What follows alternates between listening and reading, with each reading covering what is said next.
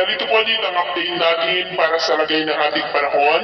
Ngayong hapon po ng June 5, 2024 na kung saan sa ngayon ay wala pa rin tayong binabantayan anumang sama ng panahon sa loob at labas po ng ating area of responsibility. Pero kaya pa rin yung nakikita dito sa ating bansa ay nagsasalubungan ang mga hangin na mula po dyan sa may baba o yung tinatawag natin na abagat. At mayroon po tayong northeasterly surface wind flow na nandyan po sa taas ng ating bansa, easterly sa silangan at ang shear line ay nasa silangang bahagi po ng Luzon na dahilan ngayong hapon ng mga isolated rains sa iba't ibang bahagi po ng ating bansa. Pero sa kabila po niyan ay wala naman pong bagyo na nakikita na tatawid dito po sa ating bansa for the next 2 weeks ay posibleng storm free po tayo.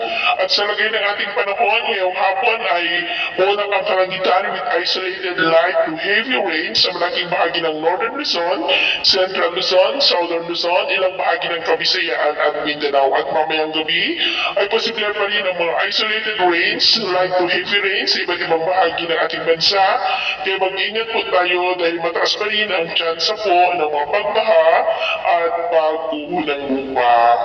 At sa atin naman pong mga baybayin, wala naman po tayong nakataas na namang gale warning signals, pero iba yung mag-iingat lamang po kung pabalaot tayo para mas makaiwas sa mga sakit